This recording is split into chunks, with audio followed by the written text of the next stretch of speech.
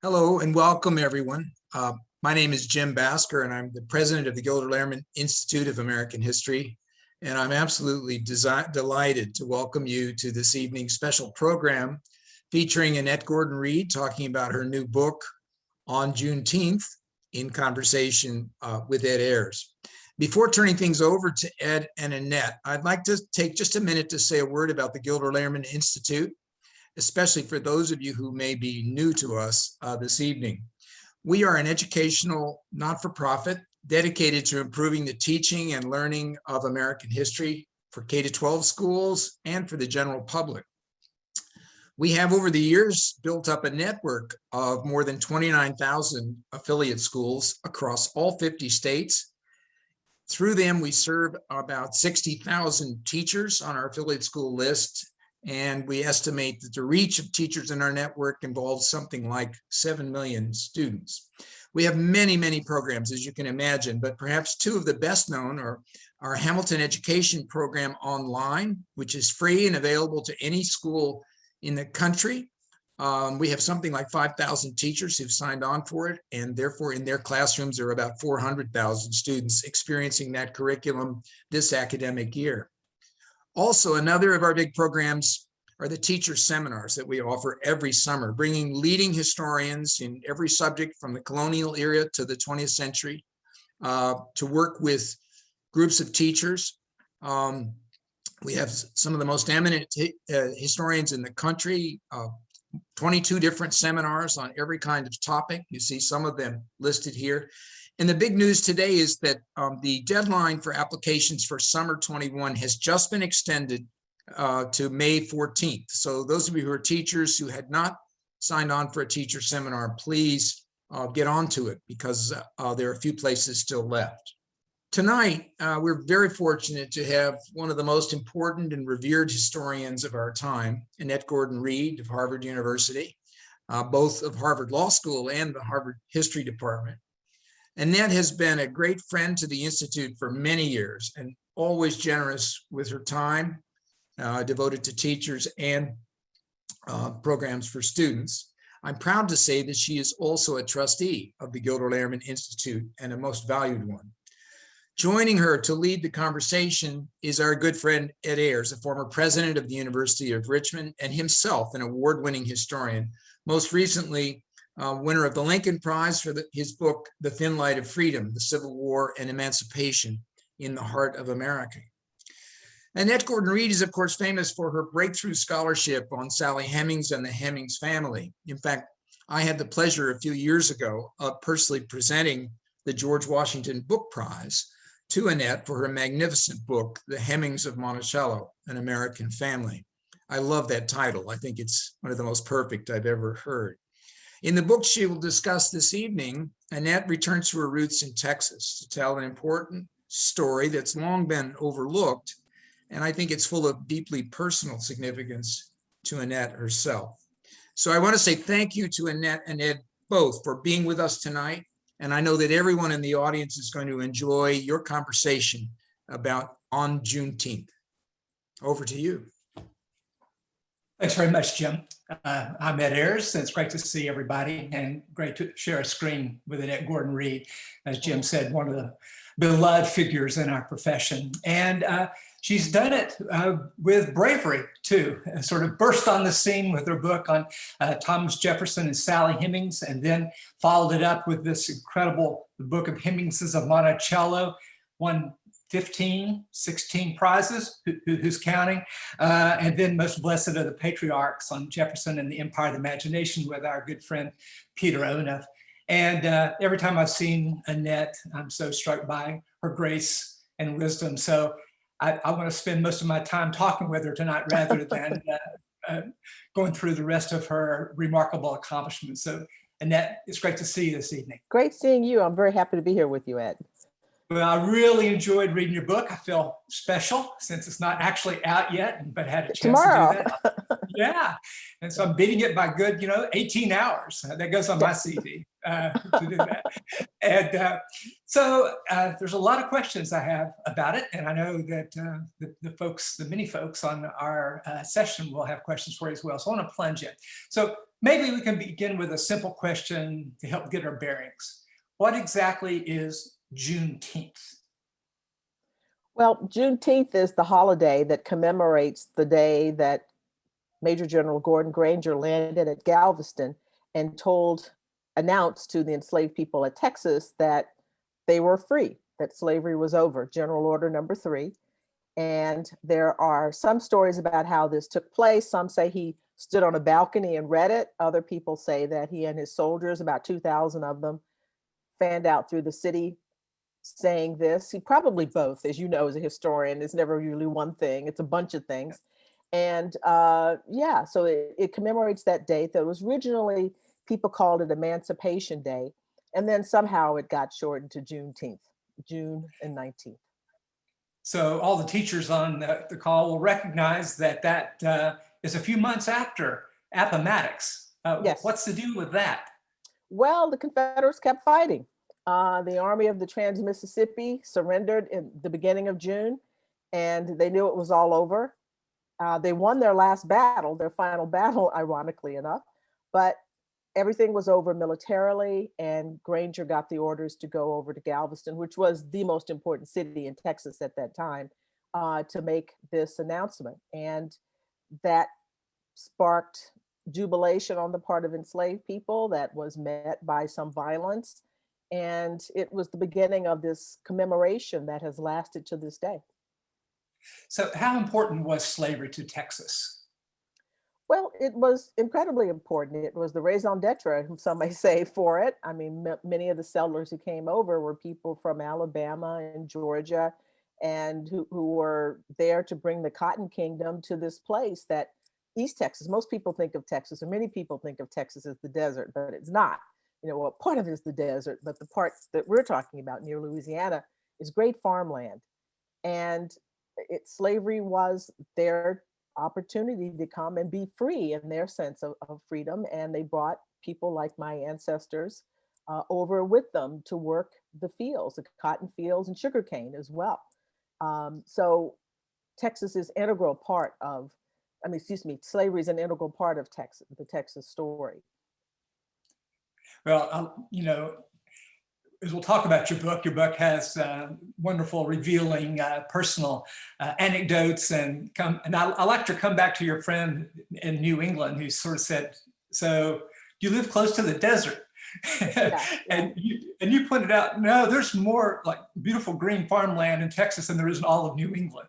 You know, Yes, so, yes. and I really like the cheekiness of your book. You know, I'm not a Texan, but I admire anybody who admires the place that they come from, and Yeah. you have clearly all these factoids sort of lined up there. Now, it seems to me that the word "on" in your title has a couple of meanings. Why is your book called On Juneteenth? Well, to talk about the day, the idea was to talk about my family and the time that sort of led up to this moment when there was the emancipation, but to think also about what happened afterwards, that the story continues. So it's on the date on Juneteenth, but it's also on the ideas and the context that made this thing possible. So it was a chance for me to talk about slavery, to talk about Native Americans, to talk about the civil rights movement, to talk about all those kinds of things in one place, because you're right, it does have that double kind of meaning. The date itself, but also the ideas and the context and the feelings that this date, what this actually means. And one of the many wonderful moments of the book is when you evoke what it was like to celebrate on Juneteenth. Yes. Can you give us a little glimpse of what you remember? I remember the red soda. Is the memory that red soda water. Red soda water. That's what we called it. Red soda water when we were kids. Then it went to Cokes. Everything was a Coke. Yeah, exactly. No matter what it is, it's a Coke. Doesn't matter what it is. Dr. Pepper, it was a Coke. But we called it soda water, which in those days we didn't drink every day or every week. I mean, it was kind of a special thing to do. And that was the day when we could have sort of unlimited amounts of it. And my grandfather, when he retired, had a barbecue pit and people would bring meats by for him to barbecue for that date. Uh, for some reason, goat was on the menu. Our family didn't really eat goat, but barbecued goat was a part of it. Red soda water. I am told that the red was supposed to be for the blood that people shed in slavery. So there was red strawberry pie. We didn't do that, but I'm just reading this. You know, everybody has these ideas about where customs comes from, but Right. red soda water, goat, and you know, the traditional kind of Southern fare that you would expect. So it was a day for kids to go around, and my grandfather would buy us firecrackers, and we'd throw them at each other, and sparklers and all those kinds of things. It was the 4th of July for us, in a way. And we celebrated the 4th as well. But Juneteenth, when I was a little kid, was mainly for Black people. Of course, it became a state holiday. But when I was growing up, this was sort of our thing that we had amongst ourselves, celebrating this day. And I think it's fair to say at the beginning of your book, you have ambivalent feelings about something that was so special to you and your family now becoming sort of all over the country, right? Yeah, That yeah. seems to be, and without people understanding where it came from. So that's one reason for this book now, right? Yeah, To yeah. say, to claim this as a Texan This, property. yeah, yeah. Well, but you know, I felt that way, that kind of possessiveness in the beginning. And it's when I was in college when I first knew that people outside of Texas celebrated it. And it was sort of a resentful thing because it had been special. But then I'm used to it now. And I think it's a good idea that I'm actually, you know, I'm honored, I'm flattered that people have taken it on. And I understand the diaspora, you know, people left Texas and they went to California and they went to, you know, Chicago, other places, and they took the holiday with them, which shows you how important it actually was for the African American community in Texas to sort of So carry this all why do over you the think, country.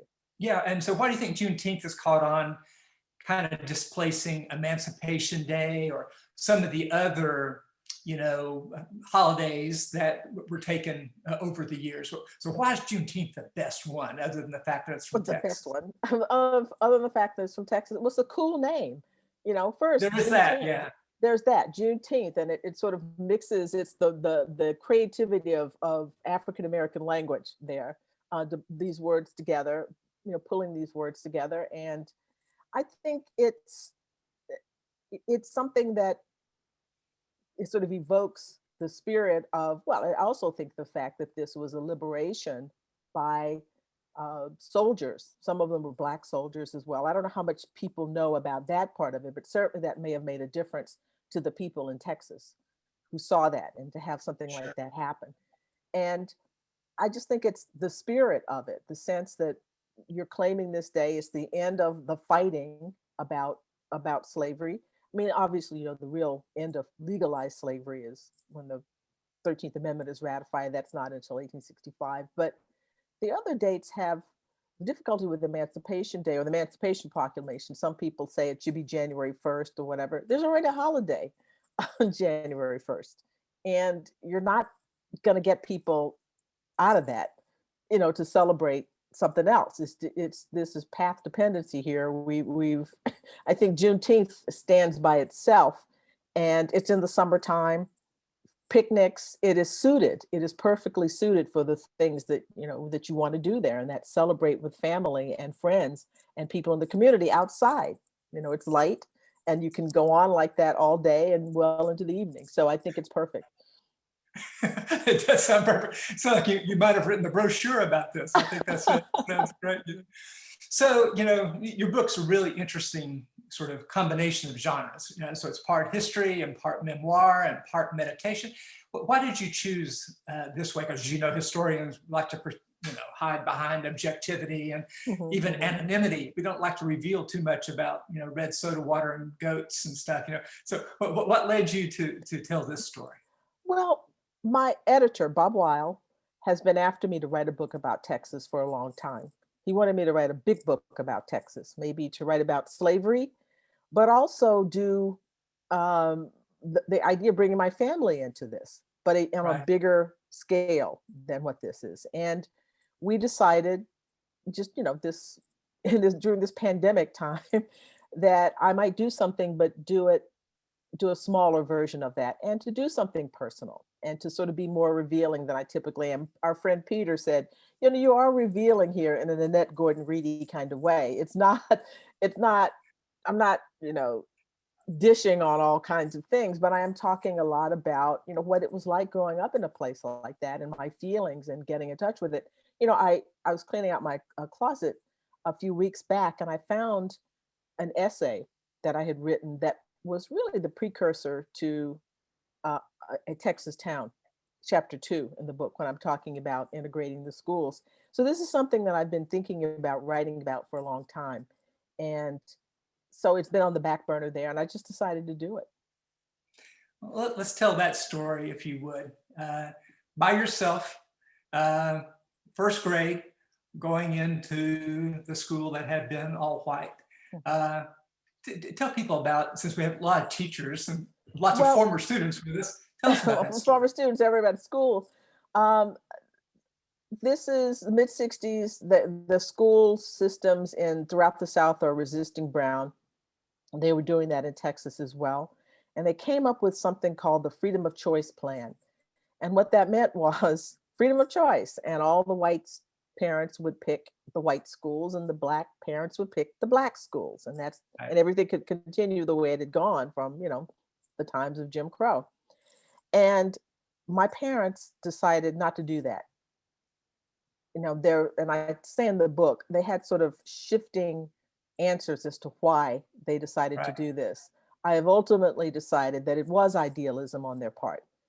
You know, they, after they became somewhat disillusioned with the way integration had worked in town, in our town, they started to say, well, you know, it was just a pragmatic decision. We knew that the courts were going to strike this down. You were starting school in earnest as a first grader, so we decided to put you in place and get you going. My two older brothers were in elementary, in another element, in the black school, and they remained to finish that out. But they said it was a pragmatic choice. I think that they were idealistic. This is the mid 60s. The civil rights movement was, you know, at its zenith, 64, 65, the Voting Rights, Civil Rights Act, the Voting Rights Act. I think they thought that this was a, you know, we were in a vanguard. So what they decided to do was to be as low key about it as possible. They talked to the school district and the papers and said, basically, we're not going to make a big deal about this. So I wasn't escorted into school. There was none of that. My father drove me and you know, dropped me off. I didn't take the bus. There was a bus that I could have taken, but that was the one kind of concession sort of sense that this was not completely normal. And my father drove me to school every morning and I went there by myself. And I think, and it wasn't until after I wrote the book, actually, I was just thinking about this a few weeks ago, that my teachers were fantastic. Mrs. Daughtry, my first grade teacher, everybody remembers their first grade teacher, was fantastic to me. And the teachers were great. And I don't wonder now if it was not that my mother was a teacher. I just made that connection that it's possible that some sense of camaraderie, even across a racial line, existed there. This was a teacher's daughter. And, or they were just good people. It could have been both. And they were great. The kids, some of them were great and some of them were not. Because, you know, it was a big deal. I remember people coming, sort of like delegations, small delegations of people to come and stand in the doorway, looking into the classroom, obviously watching this, you know, a black student with these white students. How is this going? And you're whispering among themselves and all. So, you know, I felt I was on display from a very, you know, young age, that people knew who I was, who I didn't know who they were. In the Black community, there was some consternation because my mother was a teacher in the Black schools. And she said, what are you saying about our schools? That Booker T. Washington was the school, and it was a beloved school by all people of the community. The teachers lived in the community. The teachers, they were their relatives and friends, and it was a community kind of thing. So what are you trying to do here? So there was some resentment on the part of Black people. So I was in the, in the Black community, a figure of, there was some degree of ambivalence about me for years after that. I mean, there would be people who would want to beat me up, and I didn't know who they were, because they thought that I had sparked all of this. But of course, what happens after 3 years after I go to Anderson, the school, the court struck down freedom of the big court, the Supreme Court struck down freedom of choice plans, and then everybody had to switch schools. And I think people thought, kids, get things garbled, that somehow I had been the impetus for this, and they lost their school. And there was some resentment towards me because of that. So it was a mixed bag, I would say. But your book is so modest. I mean, there's a third reason that teachers were so good to you. It could be that you were a great student, a great young person, but you never let on about any of that in the book as a whole. But we might just add that to the evidentiary base of why this worked out. And, that it sounds to me as if you've always been strong and confident, and maybe your folks figured you could rise to the occasion. And yeah, I think they did think that. I mean, I did break out in hives. I mean, it wasn't all, beer and Skittles, as they used to say.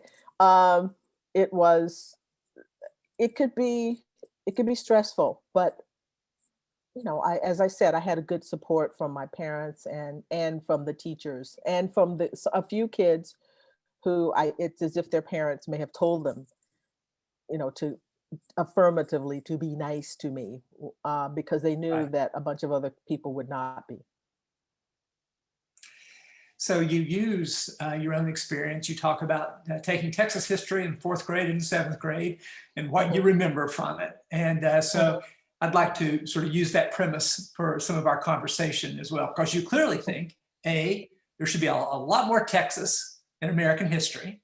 Is that a fair statement? That's a fair statement. Okay. Yeah. And that if there were, it would have some positive effects. So maybe we can talk about some of the episodes that you mentioned, and you can tell us why it would be a good thing if we remembered more about them. So you write at some length about a man named Estebanico. Can you tell us about him and why is he important? Well, Estebanico is important because he was, as far as we know, the first person of African descent to be in Texas. He was enslaved by a Spaniard who was on an expedition that included Cabeza de Vaca, I'm sure, which many of us have heard of, the various Spanish conquistadors and explorers. Although he wasn't owned by Cabeza de Vaca, it's just that they ended up, out of a group of 300 people, they ended up 4 after various altercations with native people, storms, hurricanes, various things. They were whittled down to 4, and they end up landing near Galveston.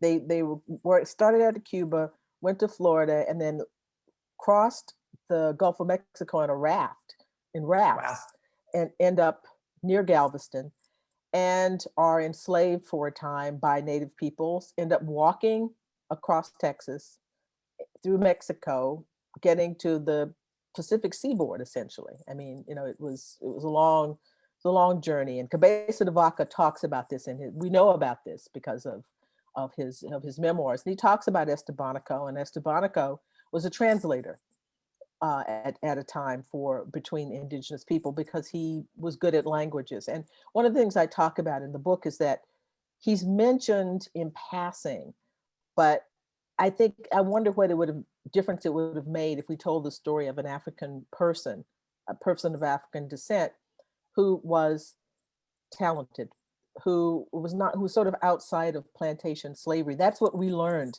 I mean, now it's much better now, thanks to people like you and Gilder Lehrman and other organizations that help people do better lesson plans. It was all plantation slavery, and then just a very narrow band. Is much better now, but when I was a kid, slavery was sort of nameless agricultural workers, and not even thinking about the talents that they had. It was just they were literally like chattel, treated like, cattle in a sense, that they didn't have personalities. And I speculate that it would have made a difference if we learned about Estebanico and St. Augustine and uh, Spanish slavery. I mean, slavery, it's almost as if the English invented African Americans. Uh, and we had another connection. We should have connections to that part of slavery as well.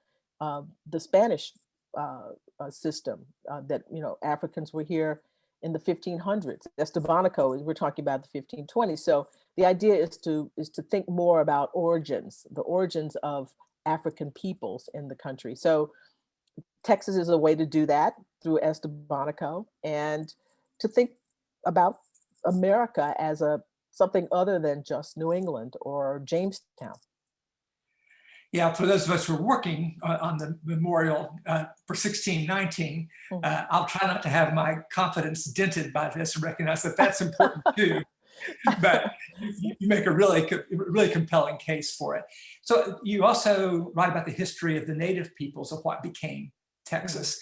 And that also kind of shifts the way the American story is told. Can you tell us how you deployed that to show Texas's central role? Well, I had it's sort of an interesting thing. I was born about 17 miles from an Indian reservation, the Alabama Coshada Indian Reservation. And when I was a kid, we used to go out there, and I get the chance to sort of crack on the 70s a bit here to talk about the kind of really romanticizing of Native Americans in a way, not thinking about their true heritage, but sort of using that word, appropriating it, with Billy Jack and all of those kinds of movies, and the Indian with the single tear, because they've littered the land.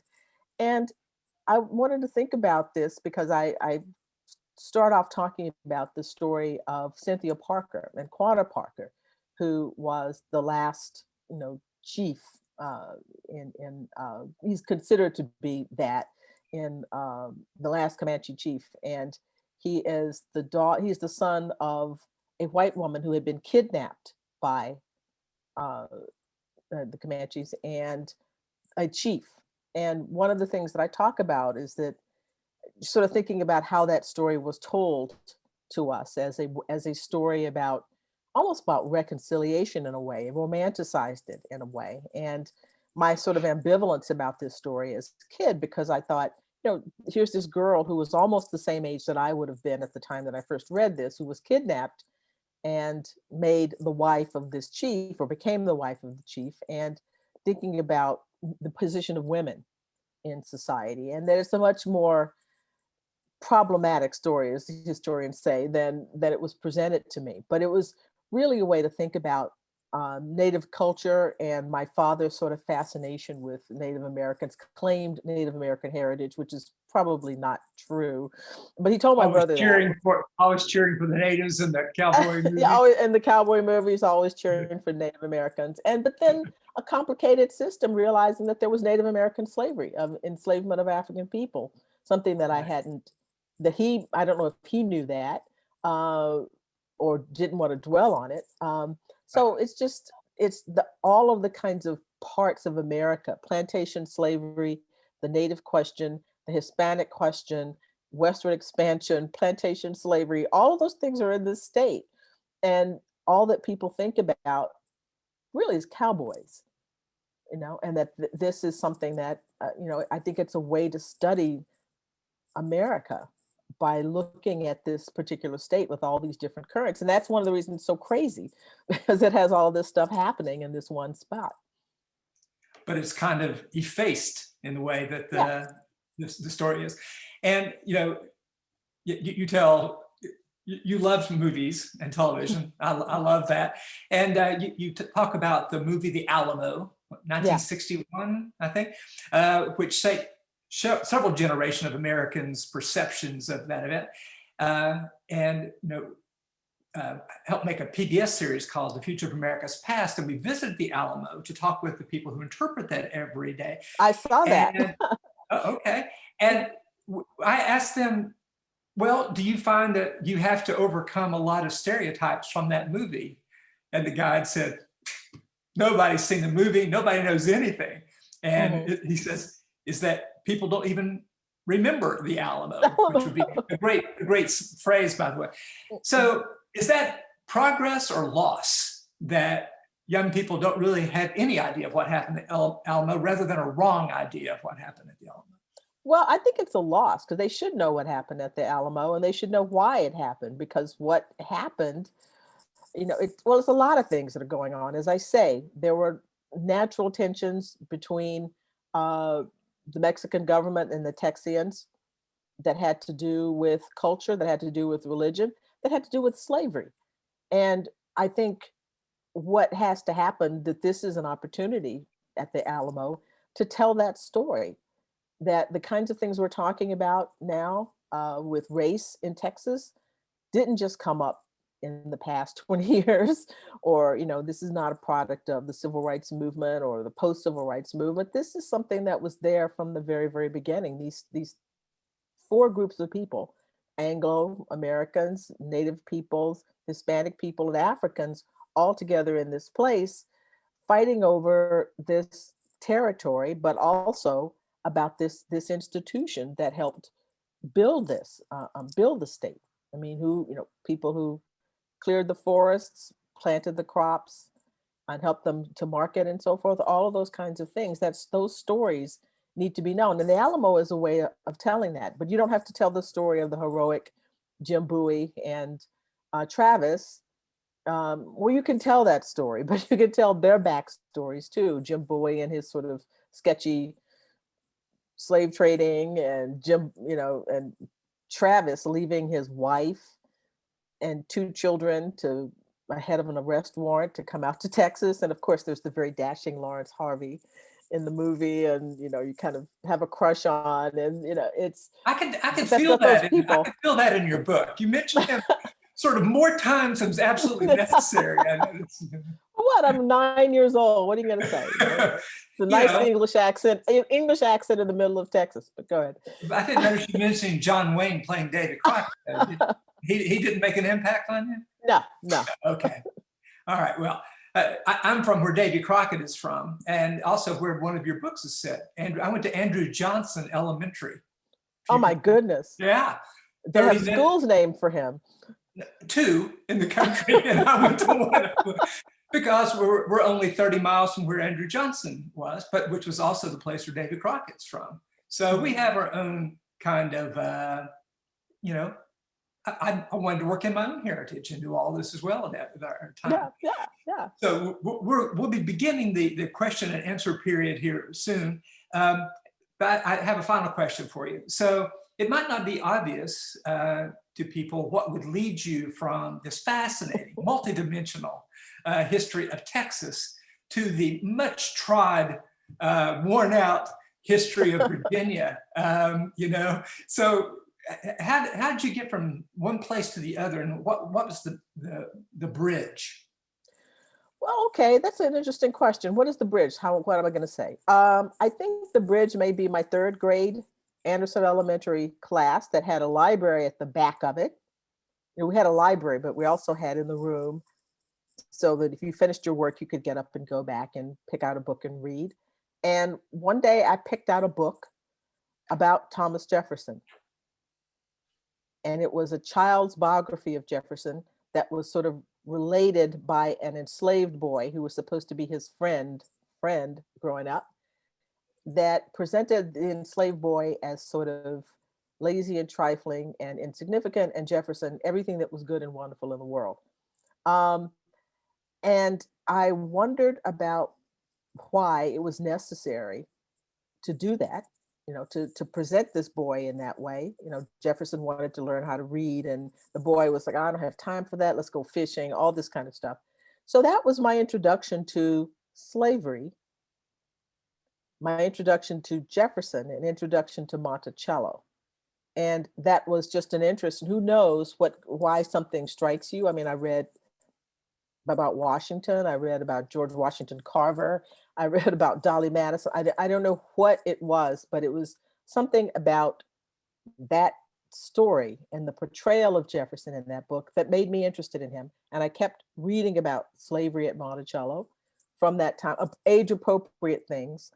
And so that's the link. It really was at Anderson. It started at Anderson Elementary School that I became interested in this particular Virginian and slavery in Virginia.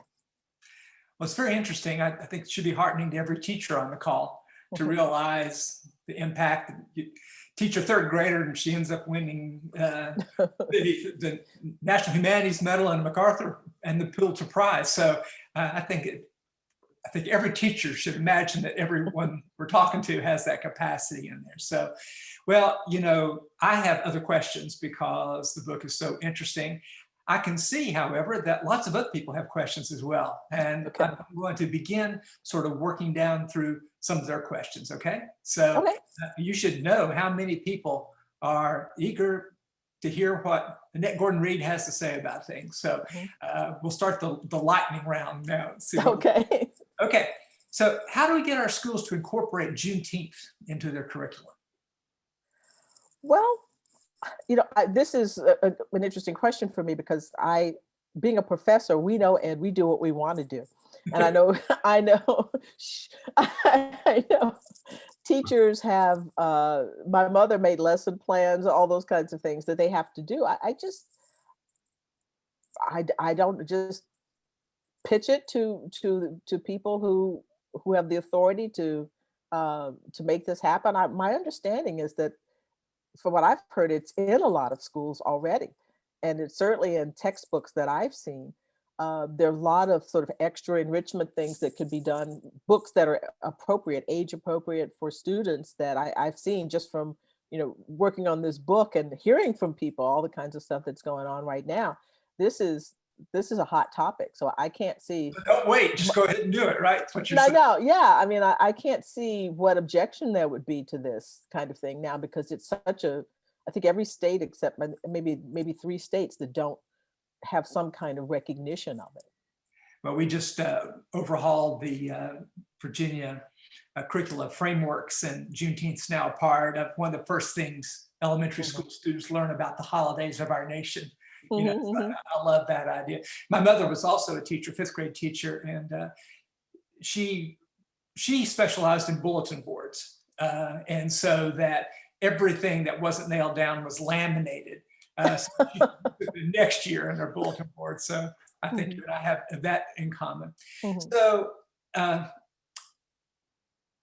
so how would you suggest that people teach this at different levels? What do you think an elementary, so the 3rd grade, Annette Gordon was ready to understand, but what would you unfurl sort of over time? Well, you know, I think what would be very useful and was useful for me was reading about people.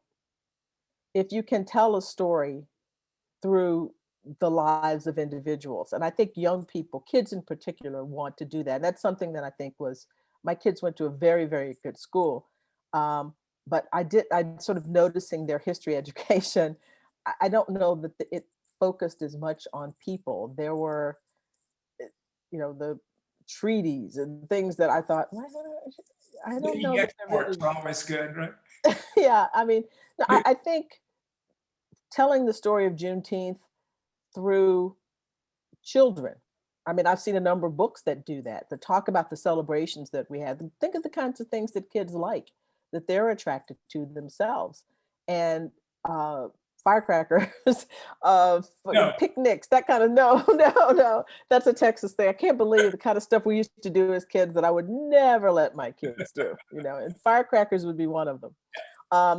But I think appealing to thinking of what kids like and what attracts them. And I think the lives of people like them, other little kids, would be a way of doing that. And I know I have seen books that have young people engaging in Juneteenth. So what does the story of Juneteenth tell us more broadly about the history of Reconstruction? How can we use that as sort of an opening to explore? In my experience, the most complicated and hardest to teach subject in American history is Reconstruction. So solve that for us here? Solve it right here, just in that question. Well, Yeah. I was thinking about this earlier today. Someone was asking me about what it meant. What does Juneteenth mean? And how do you, convey that, what it's meaning to other people? And for me, it was a day, a time of hope. And we know what's going to happen. These people are very happy that this has taken place, but we know that this is going to be this short window of time. One of the great things that I found my great grandfather's voter registration on a voter registration list, and to What year think, was that then, do you think? not when he was not supposed to be doing it. 1867. Wow. And it's they're not supposed to. I think 1869 was the time when they said they could vote, but it just shows you again about little towns. Who knows what's going on in these little towns, what people are getting to do and whether they should be or not. But I guess what I'm getting at is that it's hope with frustration that's going to be coming later on, because that after all of these years treating people as chattel, that it was going to be very, very difficult to turn on a dime. Right. The Granger's general order says, and you're going to be equal. You're going to occupy an equal station, and which he didn't really have to say. And that it was very, very. And you sort of, yeah, and you can see, you can all sort of imagine the blood boiling on the part of people who had absolute control over these people. So I think it tells us that this is a struggle. It's always been a struggle. It's a struggle now. And I also think it makes clear that race is at the heart of that struggle, because but for that element, it would have been easy. Say, if you could imagine some whites in slavery had been enslaved, it would have been easy to say, okay, that's over. We're going to create one community and let's go forth. But you can't do that with people that you can't marry, that you can't be in a community with, that you don't want to live next to. You don't want to be in the family, which is the basis of a community and then the basis of a nation. So I think for me, the racial barrier, we talk about slavery quite a bit, but when we're talking about race now, maybe some people don't want to hear about race. We talk about it a lot, but it's so central to all of this. Slavery was definitely important, but the racially based nature of it means that it was going to be tough to get out of, to leave all of that behind. And that's what this very hopeful moment, the reality sets in, and before you know it, the Redeemers have come in, and Texas is back in Jim Crow, the Black codes, and later on, just lynching. Very, very, very tough place, like my hometown that had, lynchings. The Klan was there, burned a man at the stake, alive at the stake in the 1920s. Just rough stuff all the way till now. So someone wrote to say that they thought it was perhaps necessary for the war to be over for a day like Juneteenth to really have its meaning, compared to, say, Emancipation Day, the middle of the war. So maybe you could reflect on that a little bit. Why is that, give that a special surge of energy and perhaps hope? Of the war, once again? Of the war, of it being Juneteenth after the war was over, rather than a moment of freedom in at least declared freedom in the middle of the war. Well, I think it matters because it matters to me. I mean, all of these things I can't speak for all Black people. I can just speak for myself, or all people for that matter. It matters to me because it was so important to have Black troops, Black participation in this effort that helped win the war. And the idea that Black soldiers, enslaved people voted with their feet leaving, so they helped bring about emancipation with that. But to have Black soldiers in the conflict, turning the tide, making a difference, the defeat of the Confederacy, it makes the defeat of the Confederacy that much more important. Right. And you understand why there was such a backlash to this as well. What they would consider the indignity of having been defeated by a black and white army. And so I think the end of that, and then this thing happening, you know, the surrender of the army, June 2nd, I believe it is, and then followed very quickly by this act, I think is special to me. And that's what I think makes this day particularly special. So people wonder, has it been celebrated continuously since the first Juneteenth? Pretty much, yes, yes. Emancipation, I wanted to say that there are 5 men, Black African-American men in the 1870s bought some land in Houston and made a park, which was called Emancipation Park. And it's still there today. I've been there with my family. It sort of waxed and waned, participation there, celebrations there. But in little communities like I grew up in, as far as from what I know from my grandparents and my great grandmother, whom I knew until I was about 11, this was something that they commemorated. And as I said, with Emancipation Park in the cities, it sort of may have fallen out of favor at some point, fewer people, but then there was a resurgence, and then it's been going strong since then. Was it across all of Texas? And did it? Across, as far as I know, all across of East Texas, certainly. It's all that really matters, right? The Texas. I've read the book, I know. Yeah, well, it becomes a state holiday in 1980, and then everybody starts celebrating it, and it's sort of a nice lead into July 4th. Sort of a teaser for that, and or a point to sort of reflect on the two, actually, to say, what about this? Yeah. So why do you think that 1980, and why is it gaining so much momentum today, do you think? Well, I think it's because people want to have something or some way to commemorate the end of slavery, and we really don't have that in a sort of a national. There's not a national holiday for the most important thing that's ever happened in the country. We don't have a holiday for that. Yeah, I mean, and again, it's not because my father, who could be really sarcastic, said, he would always say, the slaves haven't been freed, when people would celebrate in June 19th. But it really, for me, again, back to my own personal thing, is just imagining people who had been in that system saying that system is over. Now, they knew it wasn't going to be a bed of roses afterwards, but to have that gone, I mean, just to commemorate their feeling of joy, their feeling of celebration. Now I can find my family. Now I don't have to worry about being, sold and marched someplace, away from my family. The fact that it didn't solve all the problems, to my mind, doesn't lessen the importance of their feeling.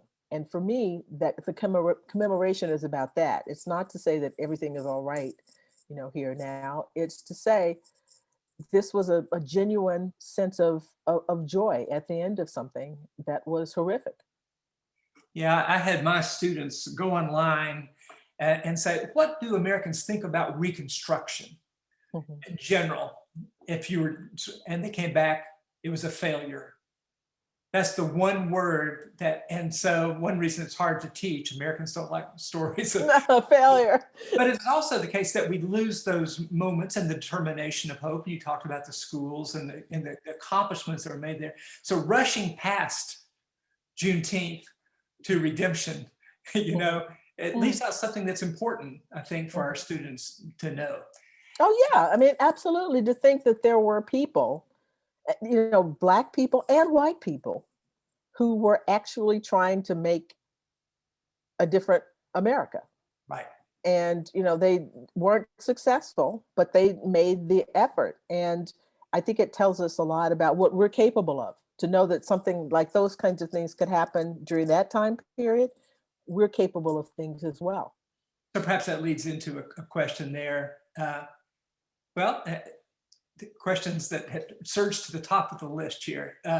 So what similarities are there between this book and your previous works? On the surface, they seem pretty different, but what's the underlying connection? The underlying connection probably would be um, my love of detective work, love of ferreting out mysteries, things. I learned some things about my family that I didn't know. And it was important for me. My great grandfather down in Galveston, working on the wharves, I didn't really understand what that meant to Black men. There was a union. It's the kind of thing that I want to go back and look more now that this is just sort of a little thing that I want to find out myself, not just about him, but what was that like for Black men coming from the country into Galveston and working on the wharves and having a union and all those kinds of things, organizing in that way. I think my love of, as I said, detective work, my detachment in a way, I think it's, there's a balance of passion and detachment that I think is my in my other work on the Hemmingses and Jefferson in general. Yeah, I see myself standing outside of it. Yeah, and that's where your legal training perhaps comes in, that you're able to. Yeah, it could be. I think it could be my personality. I've always been like this. Ever since third grade, reading about Thomas. Ever since I was a kid. What is going on here? I mean, what's really going on here? So I just think it's my way of approaching problems, and I think that that's a thread that goes through my work. So perhaps this, I don't know how many questions that we'll have. I'll keep asking them until I'm told to quit. I think we have a couple of minutes, but so people want to know, where do you get inspiration for your books? What was your motivation to write on Juneteenth? Mm-hmm.